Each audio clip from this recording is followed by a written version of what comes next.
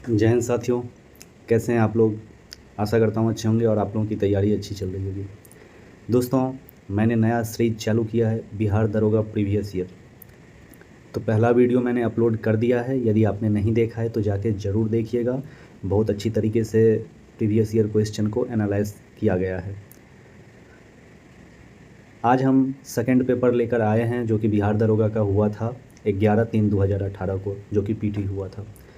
दोस्तों, बिहार एसआई की वैकेंसी आने वाली है और ये प्रीवियस ईयर क्वेश्चन आपको ज़रूर पढ़ना चाहिए। ये आपको रामबाण का काम करेगा और बेहतरीन तरीके से पढ़ेंगे तो सिलेक्शन ज़रूर होगा।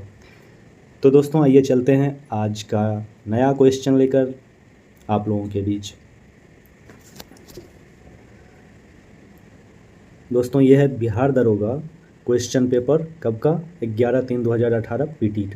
ठीक है, तो पहला क्वेश्चन क्या है आपका। पहला क्वेश्चन है सतरिया किस राज्य का शास्त्रीय नृत्य शैली है। तो सतारिया कहाँ का है, तो असम का, याद रखेंगे। इसे किसने चालू किया था, शंकर देव जी ने। शंकर देव जी ने इसे चालू किया था, तो इसका आंसर क्या होगा, असम। आंध्र प्रदेश का क्या है, कुचिपुड़ी। आंध्र प्रदेश का क्या है, कुचिपुड़ी। और उत्तर भारत का क्या है, कथक। उत्तर भारत या उत्तर प्रदेश, कथक। उसके बाद आते हैं केरल। केरल का कौन सा है, मोहिनीअट्टम। तमिलनाडु में कौन सा है, भरतनाट्यम। सभी याद रखेंगे। अब आते हैं अगले क्वेश्चन पे।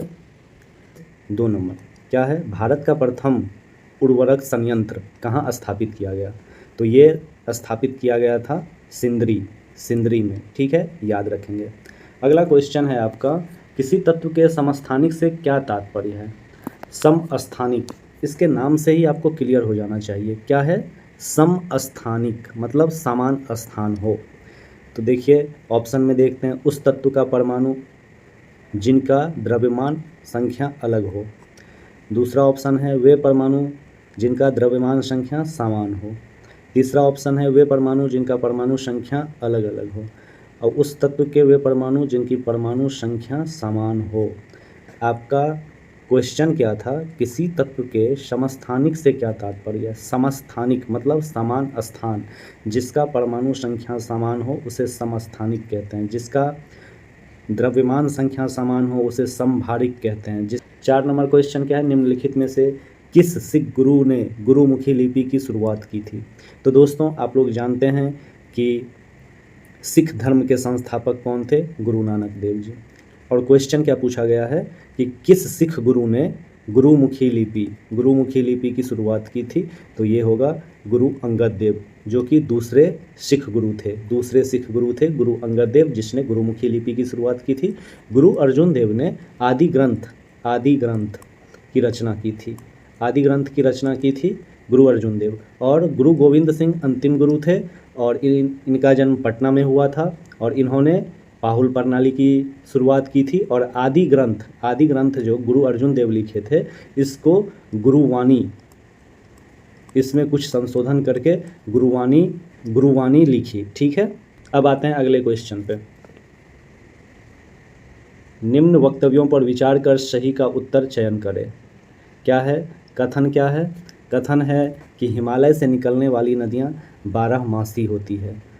तो हम सभी को पता है कि हिमालय पे ग्लेशियर है, जिस कारण ग्लेशियर पिघलता है और हमें सालों साल नदी में पानी देखने को मिलता है, वही होता है 12मासी नदी। तो इसका तर्क क्या है, हिमालयी नदियों का उद्गम स्रोत हिमानी मतलब ग्लेशियर होता है, ग्लेशियर में स्थित होता है। तो ए और आर दोनों सही हैं और आर ए की पुष्टि करता है। तो इसका आंसर ए नंबर ही हो जाएगा। अब आते हैं हम लोग अगले क्वेश्चन पे। अगला क्वेश्चन क्या है, किसी भी राजनीतिक दल को राष्ट्रीय दल बनने में कितने राज्यों की मान्यता जरूरी है। तो ये होगा 4 राज्य। 4 राज्य में 2% मत होना चाहिए। ठीक है, और ये मान्यता, राजनीतिक दल को मान्यता कौन देता है। राजनीतिक दल को मान्यता देता है चुनाव आयोग। कौन देता है, चुनाव आयोग। अब आगे आते हैं, अगला क्वेश्चन है, निम्नलिखित में से किस क्षेत्र में भारत में प्रथम सहकारी आंदोलन की शुरुआत हुई थी। तो ये हुआ था कृषि के क्षेत्र में, कृषि ऋण के क्षेत्र में। सहकारी अधिनियम कब बना था भारत में, 1904 में। करजन इस समय भारत का वायसराय था और इसी के समय में सहकारी अधिनियम बना था। सहकारी अधिनियम। तो इसे याद रखेंगे। और भारत में सहकारी आंदोलन का जनक किसे कहा जाता है? त्रिभुवन पटेल जी को। ये भी नोट कर लीजिएगा। अब आते हैं अगला क्वेश्चन। अगला क्वेश्चन क्या है? 8 नंबर। 8 नंबर क्वेश्चन है आपका, निम्बो बाजगो। निम्बो बाजगो नामक बांध निम्नलिखित में से कौन सी नदी पर स्थित है? तो ये है आपका सिंधु नदी। अब आते हैं अगले क्वेश्चन पे। अगला क्वेश्चन क्या है? किसी वस्तु की कीमत में वृद्धि से क्या अभिप्राय है? देखिए, किसी वस्तु के कीमत में वृद्धि का अभिप्राय ये है कि मुद्रा के मूल्य में गिरावट और वस्तु के मूल्य में वृद्धि। नॉर्मल सा समझिए, जैसे आप शाम को जाते हैं सब्जी लेने के लिए, यदि वस्तु का कीमत बढ़ा होता है तो हमको सब्जी की मात्रा कम मिलती है। नॉर्मल सा समझिए, ठीक है। तो इसीलिए मुद्रा का मूल्य जो है उसमें गिरावट हो जाता है और वस्तु के मूल्य में वृद्धि हो जाता है, ठीक है। अब आते हैं अगले क्वेश्चन पे। निम्न में से कौन सी पार्टी या संगठन डॉक्टर अंबेडकर द्वारा स्थापित नहीं किया गया था? तो दलित मुक्ति मोर्चा अंबेडकर जी द्वारा स्थापित नहीं किया गया था, तो इसका आंसर यही होगा। समता सैनिक दल स्थापित किया गया था, स्वतंत्र मजदूर संघ स्थापित किया गया था, दी रिपब्लिकन पार्टी ऑफ इंडिया स्थापित किया गया था। अब आते हैं अगले क्वेश्चन पे। संस्थाएं और संघ बनाने का अधिकार किस प्रकार का अधिकार है? ऑप्शन देखते हैं। प्रत्येक व्यक्ति के लिए सुनिश्चित अधिकार। दूसरा ऑप्शन है केवल नागरिकों के लिए सुनिश्चित स्वतंत्रता का अधिकार। तीसरा ऑप्शन है कानून के समक्ष समानता का अधिकार। चौथा ऑप्शन है जीवन और दैहिक स्वतंत्रता का अधिकार। तो ये संस्थाएं और संघ बनाने का अधिकार हम लोगों ने पढ़ा है कि आर्टिकल 19 में आपको दिया गया है। और आपने ये भी पढ़ा है कि आर्टिकल 15, 16, 19, 29 और 30 ये केवल भारतीय नागरिकों को दिया गया है। तो इसका आंसर क्या हो जाएगा? केवल नागरिकों के लिए सुनिश्चित स्वतंत्रता का अधिकार। और आपने एक केस देखा होगा, पुट्टा स्वामी केस, जो कि निजता के अधिकार से संबंधित है।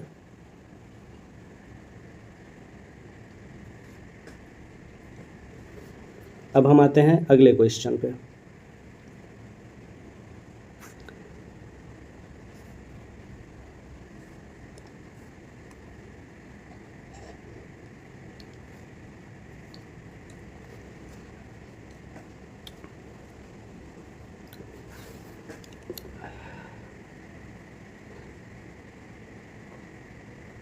स्वतंत्रता का अधिकार। आर्टिकल 19 में हम देखते हैं कि आर्टिकल 19 में सब आर्टिकल है। तो आर्टिकल 19A में क्या है? विचार और अभिव्यक्ति की स्वतंत्रता। आर्टिकल बी में है सभा या सम्मेलन करने की स्वतंत्रता। आर्टिकल 19 का सी में क्या है? आर्टिकल 19 का सी में है संघ या फिर संघ बनाने की स्वतंत्रता। आर्टिकल 19 का डी में क्या है? कहीं भी घूमने की स्वतंत्रता। आर्टिकल ई में क्या है? कहीं भी रहने की स्वतंत्रता। आर्टिकल एफ, जो कि 44वां संविधान संशोधन द्वारा दिया गया था। आर्टिकल जी में है जीविका के लिए काम आदि, ठीक है। अब आते हैं हम अगले क्वेश्चन पे। अगला क्वेश्चन आपका क्या है? ओजोन छेद से आप क्या तात्पर्य है? ओजोन छेद या ओजोन छिद्र से क्या तात्पर्य है? ओजोन छिद्र से तात्पर्य क्या है? पहला ऑप्शन ओजोन परत में छेद, दूसरा ऑप्शन क्षोभ मंडल में ओजोन परत का कम होना, तीसरा समताप मंडल में ओजोन परत की मोटाई का कम होना। तो इसका आंसर यही होगा, क्योंकि ओजोन समताप मंडल में ही पाया जाता है, ठीक है। इसीलिए ओजोन परत की मोटाई का कम होना ओजोन छेद से तात्पर्य है। अब आते हैं अगला क्वेश्चन पे। संयुक्त राष्ट्र संघ दिवस कब मनाया जाता है? तो संयुक्त राष्ट्र संघ दिवस मनाया जाता है 24 अक्टूबर को। और 24 अक्टूबर को विश्व पोलियो दिवस भी मनाया जाता है, याद रखिएगा। 21 दिसंबर को विश्व ध्यान दिवस मनाया जाता है, याद रखेंगे। अब आते हैं अगले क्वेश्चन पे। अगला क्वेश्चन क्या है? सुमेलित कीजिए। क्या है? बाघ आरक्षित क्षेत्र, टाइगर रिजर्व और राज्य किस राज्य में कौन है? तो इंद्रावती कहाँ है? छत्तीसगढ़ में। पेरियार कहाँ है? केरल। सिमलीपाल कहाँ है? ओडिशा। बांदीपुर कहाँ है? कर्नाटक, याद रखेंगे। तो इसका ऑप्शन कौन सा है? इसका ऑप्शन हो जाएगा 1 का 4, 2 का 3, 3 का 2, 4 का 1। इसका 3 नंबर ऑप्शन हो जाएगा, सी नंबर, ठीक है। अब हम आते हैं अगले क्वेश्चन 15 नंबर पे। क्या है? कौन सा संयंत्र तरल पदार्थ के विशिष्ट गुरुत्व को मापता है? तो कौन मापता है? हाइड्रोमीटर। हाइड्रोमीटर तरल पदार्थ के विशिष्ट गुरुत्व को मापता है। और हाइग्रोमीटर क्या मापता है? आर्द्रता को मापता है। क्या मापता है? आर्द्रता को मापता है। अब आते हैं अगले क्वेश्चन पे 16 नंबर। 16 नंबर में क्या है? उद्योग और अवस्थिति। उद्योग और अवस्थिति कहाँ कहाँ अवस्थित है ये आपको बताना है। तो रेलवे कहाँ है? रेलवे उपकरण भिलाई में।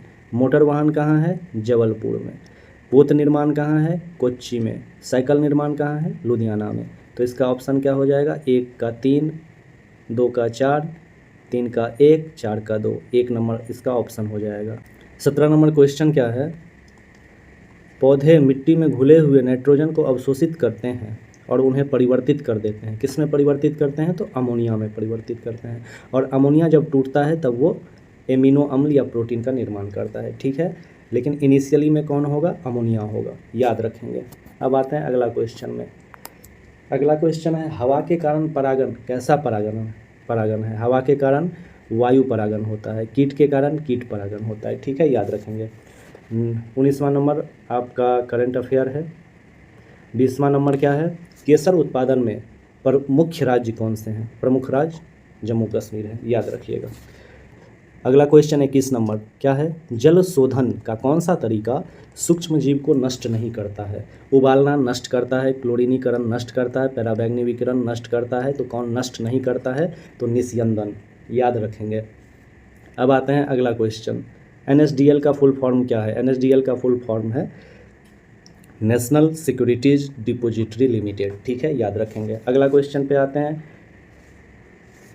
कीट वंश से होने वाली खुजली किसके कारण होती है? तो कीट वंश नहीं, कीट दंश होगा। कीट दंश से होने वाली खुजली किसके कारण होती है? फॉर्मिक एसिड, जो कि चींटी काटती है तो हमें खुजली होती है। निम्न हस्तियों पर विचार कीजिए। क्या है? करंट अफेयर का क्वेश्चन है। अब हम आते हैं 25 नंबर क्वेश्चन पे। 25 नंबर क्वेश्चन क्या कहता है? महात्मा गांधी राष्ट्रीय समुद्री उद्यान कहाँ है? तो ये याद रखेंगे, ये आपका पोर्ट ब्लेयर अंडमान निकोबार में है। और पोर्ट ब्लेयर का नाम भी चेंज किया गया है, इसका नाम रखा गया है श्री विजयापुरम, याद रखेंगे। रामेश्वर तमिलनाडु में है आपका। अब आते हैं अगला क्वेश्चन पे। 26 नंबर क्वेश्चन क्या है? कुछ नहीं में से कुछ का सृजन किस नियम का विरुद्ध है? किस नियम का विरोध करता है? मतलब कुछ नहीं, शून्य में से कुछ का सृजन, तो ये किसका विरोध करता है? द्रव्यमान ऊर्जा संरक्षण। द्रव्यमान ऊर्जा संरक्षण क्या कहता है? कि किसी भी वस्तु का ना तो नाश होता है ना ही सृजन होता है। ठीक है, अगला क्वेश्चन पे आते हैं। 27 नंबर क्या है? भूमध्य रेखा निम्नलिखित में से किस देश से होकर नहीं गुजरता है? तो ये मैप का क्वेश्चन है, मैप आपको आना चाहिए। तो केन्या से होकर गुजरता है, इंडोनेशिया से होकर गुजरता है, ब्राज़ील से होकर गुजरता है, मैक्सिको से होकर नहीं गुजरता है। तो आपको ये पता होना चाहिए कि 3 रेखा मैप पे बहुत इंपॉर्टेंट है। कर्क रेखा, भूमध्य रेखा और मकर रेखा। कर्क रेखा 23.5 डिग्री उत्तरी अक्षांश, और ये 23.5 डिग्री दक्षिणी अक्षांश, और ये 0 डिग्री। इसे विषुवत रेखा भी कहते हैं, इक्वेटर लाइन भी कहते हैं। ठीक है, अब हम आते हैं कि कर्क रेखा से 17 देश होकर गुजरता है। कितना? 17 देश। भूमध्य रेखा से 13 देश, भूमध्य रेखा 13 देशों से होकर गुजरती है, कर्क रेखा 17 देशों से होकर गुजरती है, और मकर रेखा 10 देशों से होकर गुजरती है। तो ये भूमध्य रेखा जब वो निकलती है तब उसमें कौन कौन से देश आते हैं?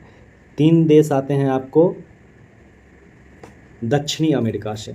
कौन कौन से आते हैं? कोलंबिया, ब्राज़ील, इक्वाडोर, याद रखेंगे। Colombia, Brazil, Ecuador. इसके बाद हम आते हैं अफ्रीका। अफ्रीका में कौन कौन से देश हैं? सोमालिया, स्वाटोमो। उसके बाद हैं युगांडा, उसके बाद है केन्या, उसके बाद है कांगो, उसके बाद है कांगो गणराज्य, उसके बाद है गिब्बॉन। कौन सा है? गिब्बॉन। और उसके बाद है आपका किरिबाती और मालदीव।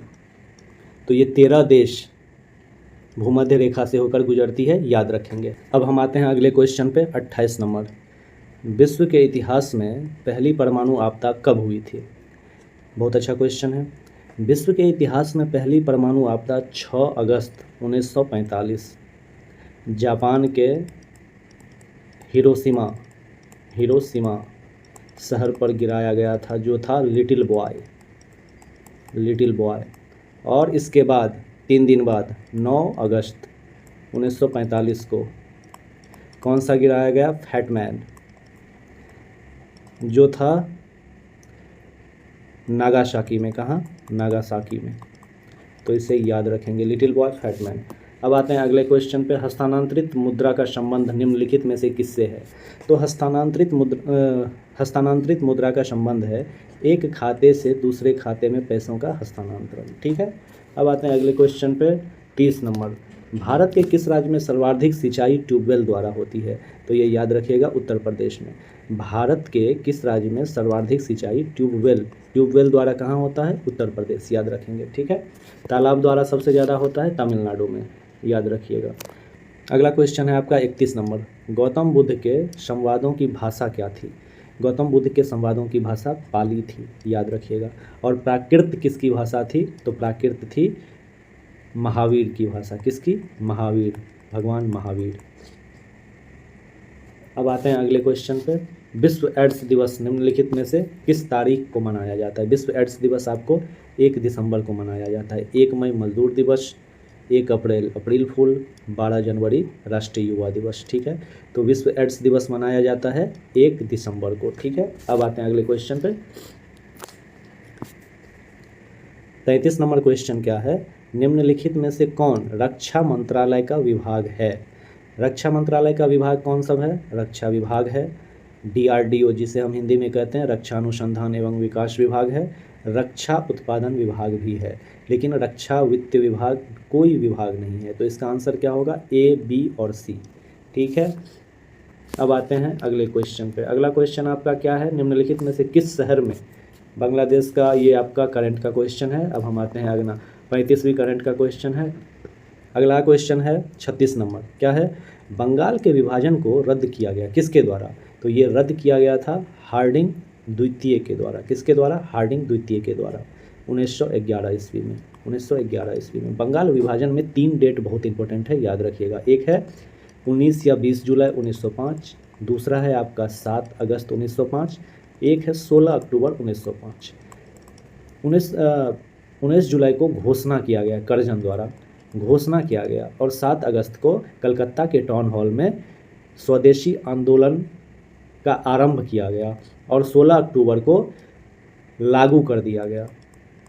बंगाल विभाजन को लागू कर दिया गया, और इसी दिन रविन्द्रनाथ टैगोर जी के आह्वान पर रक्षाबंधन का पर्व भी मनाया गया। ठीक है। अब आते हैं अगले क्वेश्चन पे। याद रखेंगे, छोटी छोटी चीज़ें बहुत मायने रखती है, आपको एग्जाम में बहुत फ़ायदा करेगा। जो पॉइंट नहीं आता है उसे नोट डाउन जरूर कीजिएगा और उसे रिवीजन करते रहिएगा। और मैंने इससे पहले भी वीडियो डाला है, अगर नहीं देखे हैं तो जाके ज़रूर देखिएगा। अब आते हैं अगले क्वेश्चन पे। 37 नंबर क्या है आपका? ये भले ही करंट का क्वेश्चन है, लेकिन अच्छा क्वेश्चन है, इसे हम अभी भी पढ़ सकते हैं। क्या है? भारतीय रॉकेट से छोड़े गए विश्व के सबसे छोटे अंतरिक्ष यान का नाम क्या है? तो ये स्प्राइट्स है। आराम से याद रखेंगे, स्प्राइट जो पीने वाला आता है, इसे याद रखेंगे। अब आपका अगला क्वेश्चन 38 नंबर क्या कहता है? भारत में पहली बार किसने वार्षिक आय को अनुमानित किया था? ये दादा भाई नेहरू ने किए थे 1867 ईस्वी में। इनका बुक का नाम है un British rule in India. इसी में इन्होंने पहली बार राष्ट्रीय आय का अनुमानित गणना किया था। ठीक है। अब आते हैं अगले क्वेश्चन पे। फ्रंटियर गांधी किसे कहा जाता है? फ्रंटियर गांधी कहा जाता है आपको खान अब्दुल गफ्फार खान, जिन्हें भारत रत्न भी मिला है। भारत रत्न, भारत का सर्वोच्च पुरस्कार भी इन्हें मिला है। 2 विदेशी को मिला है, जिसमें से एक खान अब्दुल गफ्फार खान और दूसरे नेल्सन मंडेला थे। तो खान अब्दुल गफ्फार खान ने लाल कुर्ती नामक सेना की गठन की थी, और महात्मा गांधी के बहुत ही करीबी रहे हैं, और इन्हें फ्रंटियर गांधी के नाम से भी जाना जाता है, और इन्हें सीमांत गांधी के भी नाम से जाना जाता है। सीमांत गांधी भी इन्हें कहा जाता है। ठीक है। अब आते हैं 40 नंबर क्वेश्चन में। 40 नंबर क्वेश्चन में क्या है? निम्नलिखित में से कौन सा संविधान संशोधन राष्ट्रपति के किसी भी मसले को पुनः विचार के लिए मंत्रिमंडल को भेजने का शक्ति प्रदान करता है? तो ये आपका है 44वां संविधान संशोधन 1978। ये हुआ था क्या ना कि 42वां संविधान संशोधन 1976 के द्वारा राष्ट्रपति को जो पुनर्विचार का मंत्रिमंडल को भेजने की शक्ति थी, इसे छीन लिया गया था। कब? 42वां संविधान संशोधन 1976 द्वारा। लेकिन 44वां संविधान संशोधन 1976 द्वारा पुनः विचार के लिए मंत्रिमंडल को भेजने की शक्ति पुनः दी गई थी। ठीक है, इसे याद रखेंगे। अच्छा क्वेश्चन है। अब आते हैं अगले क्वेश्चन पे, 40वां क्वेश्चन। 40 में क्या है? सूची 1 और सूची 2 का मिलान करना है। जो किस देश से कौन सा चीज़ लिया गया है। तो मौलिक अधिकार हम कहाँ से लिए हैं? मौलिक अधिकार हम लिए हैं अमेरिका के संविधान से। ठीक है। नीति निर्देशक तत्व आयरिश संविधान से। संसदीय सरकार ब्रिटिश से। और केंद्र राज्य संबंध कनाडा से। तो इसका आंसर आपको क्या हो जाएगा? 1 का 4, 1 का 4 सब में है, 2 का 3, 2 का 3, सी और डी, ये और ये गलत, और 3 का 1, 3 का 1 ये गलत। तो सी नंबर ऑप्शन होगा। अब हम आते हैं अगले क्वेश्चन पे। क्या है? किसे भारत का नियंत्रक और महालेखा परीक्षक नियुक्त किया गया है? तो ये तो बहुत पुराना क्वेश्चन है, करंट का क्वेश्चन है, लेकिन अभी सीएजी कौन है हमारे, ये लोग आप कमेंट में ज़रूर बताएंगे कि भारत के सीएजी वर्तमान समय में कौन है। अब हम आते हैं अगले क्वेश्चन पे। अगला क्वेश्चन है, सरक्रीक विवाद किन दो देशों के मध्य है? किन दो देशों के मध्य है सरक्रीक विवाद? तो भारत और पाकिस्तान के मध्य है, जो कि गुजरात में स्थित है। अब हम आते हैं अगले क्वेश्चन पे, 44 नंबर क्वेश्चन। ये भी आपका करंट से रिलेटेड क्वेश्चन है। अब हम आते हैं 45वां नंबर क्वेश्चन। 45 नंबर, 45 में क्या है? ये भी आपका करंट से ही रिलेटेड है। अब हम आते हैं 46 भी आपका करंट से रिलेटेड है। 47 नंबर क्वेश्चन। 47 नंबर क्वेश्चन क्या है आपका? ग्लोबल हंगर इंडेक्स क्या है? ग्लोबल हंगर इंडेक्स निम्नलिखित में से किसके द्वारा प्रकाशित किया जाता है? तो ग्लोबल हंगर इंडेक्स जो है, इसमें से कोई ऑप्शन मुझे सही नहीं लगा, तब मैंने सर्च किया तो पता चला Concern Worldwide, Concern Worldwide and Welthungerhilfe जारी करता है। क्या? Global Hunger Index. अब हम आते हैं अगला नंबर क्वेश्चन 48 नंबर। 48 में क्या है? नांगल किसके लिए प्रसिद्ध है? नांगल किसके लिए प्रसिद्ध है? तो ये है उर्वरक के लिए प्रसिद्ध। याद रखिएगा, बहुत ही अच्छा क्वेश्चन है और बहुत एग्जाम में रिपीट हुआ है। इसके बाद 49वां क्वेश्चन है आपका जनगणना से। 2011 की जनगणना के अनुसार भारत में निम्नलिखित में से किस राज्य में लिंगानुपात सर्वाधिक रहा? तो सर्वाधिक लिंगानुपात तो केरल का है। ठीक है, जो ऑप्शन में नहीं है। तो केरल के बाद आपका तमिलनाडु है। तमिलनाडु का लिंगानुपात केरल के बाद सबसे ज़्यादा रहा। 50वां नंबर क्वेश्चन है आपका, लूसी दुनिया का सबसे प्रमुख, लूसी दुनिया का सबसे बड़ा ज्वालामुखी विस्फोट किस द्वीप में है?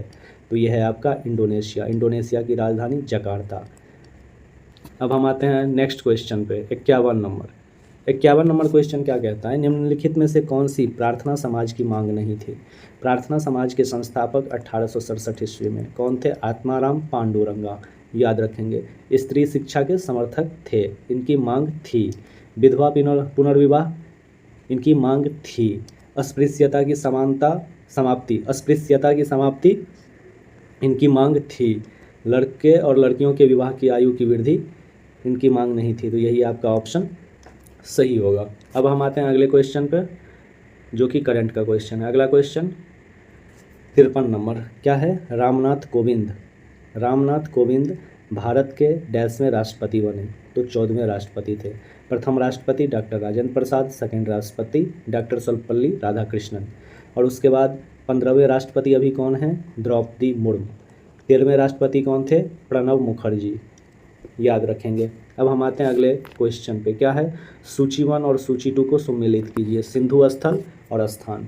तो लोथल कहाँ है? जो कि आप पता है, गोदीवारा है, बंदरगाह था, गुजरात में स्थित है। रोपर कहाँ है? पंजाब में। राखीगढ़ी सबसे बड़ा स्थल इंडिया में। और कालीबंगा जुते हुए खेत राजस्थान। तो 1 का 4, ये नहीं, ये नहीं, 1 का 4, 2 का 3, 2 का 3, 2 का 3, 3 का 2, 3 का 2, 3 का 1, ये भी नहीं। तो बी नंबर ऑप्शन। अब आते हैं अगला क्वेश्चन पे। अगला क्वेश्चन क्या है? भारत के संविधान में उद्देशिका प्रस्तावना के बारे में निम्नलिखित में से कौन सा कथन सही है? उद्देशिका स्वयं न्यायालय में परिवर्तनीय नहीं है, ये गलत है। परिवर्तनीय है, ये न्यायिक पुनरावलोकन के अंतर्गत आता है। उद्देशिका उन उद्देश्यों को बताती है जिन्हें संविधान स्थापित करना और आगे बढ़ाना चाहता है। ये आपका सही है। और सी नंबर आपका क्या कहता है, उद्देशिका उस स्रोतों को इंगित करता है जहाँ से संविधान अपना प्राधिकार या अधिकार प्राप्त करता है।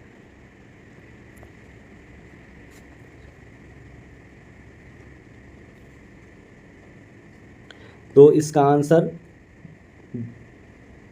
केवल बी होगा। क्या होगा, केवल बी। सी भी इसका नहीं होगा। अब हम आते हैं अगले क्वेश्चन पे। निम्नलिखित में से कौन सा कथन पेटेंट के संदर्भ में सही नहीं है? सही नहीं है बोला गया है, ठीक है। तो देखिए, पेटेंट एक विशिष्ट प्रकार का अधिकार है जो कि आविष्कार, कोई उत्पादन या प्रक्रिया जो किसी कार्य को नए तरीके से करना है के लिए प्रदान किया जाता है। ये बिल्कुल सही है। पेटेंट अपने मालिक को उसके आविष्कार की सुरक्षा प्रदान करता है। बिल्कुल सही है। वह अनंत समय के लिए किया जाता है। यही गलत है। पेटेंट 20 वर्ष के लिए किया जाता है, ठीक है। और जीआई टैग 10 वर्ष के लिए। और चौथा क्या है, पेटेंट मालिक के पास यह अधिकार है कि वह निर्धारित कर सके कि उसके आविष्कार को कौन इस्तेमाल कर सकता है, ठीक है। अब हम आते हैं अगले क्वेश्चन 57 नंबर पे। ब्रह्मपुत्र नदी अपने स्रोत से लेकर डेल्टा तक गुजरती है। तो हमें पता है कि ब्रह्मपुत्र चीन, भारत और बांग्लादेश में बहती है, ठीक है। अब हम आते हैं अगला क्वेश्चन पे 58 नंबर। निम्नलिखित में से कौन सा देश भारत की सीमा से नहीं लगता है? तो ये ताइवान है। चीन लगता है, बर्मा जो कि अब म्यांमार लगता है, भूटान लगता है। अगला क्वेश्चन क्या है, यूनेस्को का डायरेक्टर जनरल तब भी आंद्रे अजोला था, अभी भी आंद्रे अजोला ही है, ठीक है। 60 नंबर क्वेश्चन, दी कॉलिजन ईयर्स, ये किन की पुस्तक है? प्रणब मुखर्जी की, जो कि भारत के पूर्व राष्ट्रपति रहे हैं। 61 नंबर, लोकतंत्र के बारे में निम्न कथनों पर विचार करें। इनमें लोगों द्वारा निर्वाचित सरकार का गठन होता है। जी। लोकतंत्र में वर्तमान में सत्तासीन लोगों के हारने की संभावना काफ़ी होती है। ऐसा जरूरी नहीं है, ठीक है। तो बी नंबर जहाँ है वो आप हटा दीजिए। देखिए, कभी कभी ऑप्शन से भी आप बनाना सीखिए, ये एक कला है, ठीक है। ये दोनों ऑप्शन हट गया आपका। प्रत्येक मत का मूल्य एक ही होता है। जी बिल्कुल, ऐसा नहीं है कि कोई अमीर व्यक्ति वोट करेगा तो उसका वोट 10 हो जाएगा और कोई गरीब व्यक्ति 1 करेगा तो उसका 1 ही काउंट होगा। नहीं, प्रत्येक मत का मूल्य एक ही होता है, समान होगा। तो ये भी नहीं है ना, मतलब ये भी सही है। तो ए और सी आपका सही आंसर है। अब हम आते हैं अगले क्वेश्चन पे 62 नंबर। जीडीपी की परिभाषा क्या है? सकल घरेलू उत्पाद। तो ये होता है किसी अर्थव्यवस्था में एक वर्ष में उत्पादित अंतिम वस्तु और सेवाएं, ठीक है। अगला क्वेश्चन क्या है, निम्न में से कौन सी मुद्राएं स्पेशल ड्राइंग राइट्स के अंतर्गत आती है? ये आईएमएफ या फिर वर्ल्ड बैंक की मुद्रा है, एसडीआर, स्पेशल ड्राइंग राइट। ये कोई मुद्रा नहीं है, इसके अंतर्गत 5 मुद्राएं आती है। कौन कौन? डॉलर, जापानी येन, पाउंड स्टर्लिंग, चाइनीज रेनमिनबी और यूरो। तो A B C D E सभी होगा, उपयुक्त सभी। अगला क्वेश्चन क्या है, भारत में निम्नलिखित में से कौन सा क्षेत्र जैव विविधता का तप्त स्थल है? तो ये है पश्चिमी घाट। पश्चिमी घाट भारतीय जैव विविधता का तप्त स्थल है, ठीक है। अगला क्वेश्चन है, कौन सा विटामिन रक्त का थक्का बनने के लिए आवश्यक है? Vitamin A, retinol, vitamin D, calciferol. Vitamin C का नाम आप कमेंट में जरूर कीजिएगा। और विटामिन के को क्या बोलते हैं? फिलोक्विनॉन। विटामिन ई को क्या बोलते हैं? Tocopherol. Vitamin A retinol, B thiamine, C का आप कमेंट करेंगे, डी कैल्सीफेरॉल, ई टेकोफेरॉल, के फिलोक्विनॉल। अब हम आते हैं अगला क्वेश्चन 66 नंबर पे। गर्म रेगिस्तान में तथा उनके चारों ओर पवन धूल से बनने वाली मृदा क्या कहा जाता है? तो ये लोयस मृदा कहा जाता है, जो कि लोयस मृदा विश्व का सबसे बड़ा लोयस मृदा का मैदान चीन में स्थित है। अब हम आते हैं अगले नंबर पे 67 नंबर। निम्न में से कौन सा कथन सही है? तो देखते हैं। 326 ईस्वी में सिकंदर भारत पर आक्रमण किया, बिल्कुल। आम्भी तक्षशिला के राजा सिकंदर और उसकी सेना का स्वागत किया, बिल्कुल सही है। सिकंदर की मृत्यु 332 बीसी, ना जी ना। सिकंदर की मृत्यु 322 या 23 में हुआ था, ठीक है। ये थोड़ा देख लेंगे, 322 या 23 बीसी में हुआ था, 323 बीसी होगा। तो इसका आंसर क्या होगा, कौन सा कथन सत्य है? तो 1 और 2 सत्य है आपका, 1 और 2 सत्य है। 68 number India after Gandhi, Ramachandra Guha. अगला क्वेश्चन है 69 नंबर, निम्नलिखित में से यूनेस्को के intangible cultural heritage humanity from India में क्या शामिल नहीं है? तो ये आपका बिहू शामिल नहीं है, रमन्ना शामिल है, संकीर्तन शामिल है, योगा शामिल है, याद रखेंगे। 70वां क्वेश्चन क्या है? 1926 ईस्वी में नौजवान भारत सभा की स्थापना किसने की थी? भगत सिंह। इनको फांसी कब दिया गया? 23 मार्च 1931। 23 मार्च 1931। वी.डी. सावरकर 1904 में अनुशीलन समिति। अश्वनी कुमार दत्त कांग्रेस को क्या बोले थे? 3 दिन का तमाशा, 3 दिनों का तमाशा, अश्वनी कुमार दत्त। जतिन दास भूख हड़ताल से इनकी मृत्यु हुई थी। अब आते हैं 71वां क्वेश्चन जो कि करंट से है। 72वां क्वेश्चन, किताबुल हिंद पुस्तक किसने लिखी? किताबुल हिंद अल बरूनी। 73 नंबर क्वेश्चन करंट का है। 74 नंबर, धरणीय विकास की संकल्पना किससे संबंधित है?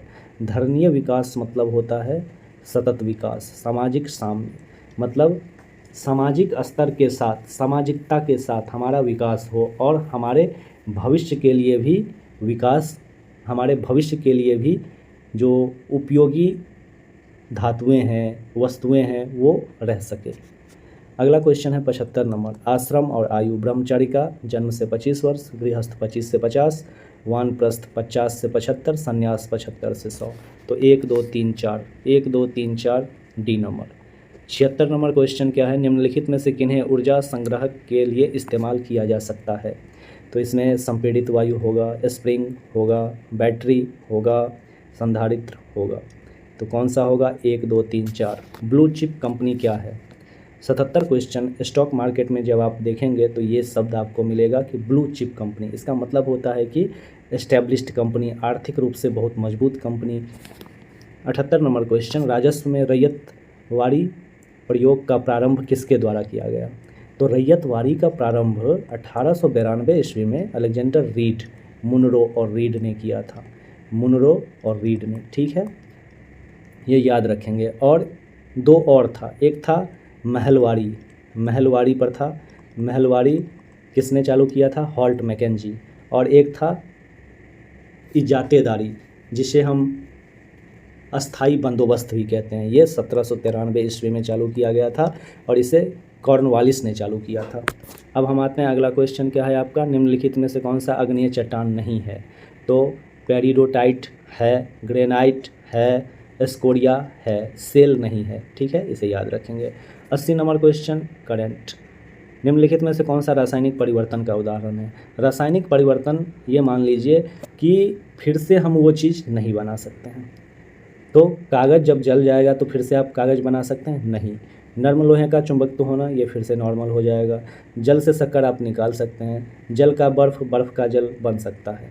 82 नंबर क्वेश्चन क्या है? निम्नलिखित में से किसने विश्व का सबसे लंबा, ये करंट का क्वेश्चन है, निम्नलिखित में से कौन अंतर्राज्यीय परिषद का गठन करता है? तो ये राष्ट्रपति गठन करता है अंतर्राज्यीय परिषद, आर्टिकल 263, ठीक है। अगला क्वेश्चन, आइडिया संस्थान, ये भी करंट का क्वेश्चन है। विश्व का सबसे बड़ा बौद्ध मंदिर कहाँ है? बोरोबुदुर, याद रखेंगे, इंडोनेशिया के जावा द्वीप में है, जो विश्व का सबसे बड़ा बौद्ध मंदिर है, इसे याद जरूर रखिएगा। अगला क्वेश्चन, हड़प्पा स्थल किस नदी तट पर स्थित है? हड़प्पा रावी नदी पर स्थित है, सिंधु नदी पर आपका मोहनजोदड़ो स्थित है, ठीक है।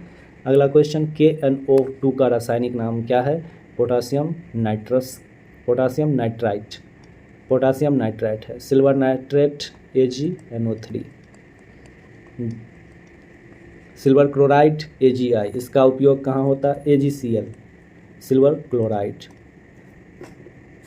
अब हम आते हैं अगले क्वेश्चन पे, 88 नंबर, निम्नलिखित में से कौन सही नहीं है? तो फंगस स्वपोषी नहीं है, फंगस परपोषी है। नेप्थनेज मांसाहारी है, कीटभक्षी। कस्क्यूटा परजीवी है, सैंडबुल आंशिक मूल परजीवी है। 89वां क्वेश्चन, निम्नलिखित में से कौन सा गैसीय वायु प्रदूषण नहीं है? गैसीय वायु प्रदूषण हाइड्रोकार्बन नहीं है। नाइट्रोजन डाइऑक्साइड और सल्फर मिलके अम्ल वर्षा करवाता है, धुआं है ही। 90 नंबर क्वेश्चन, निम्नलिखित में से किस राज्य में ऑपरेशन दुर्गा, ये करंट का क्वेश्चन है। सुनहरी गोल्डन चावल क्या है? गोल्डन चावल क्या है?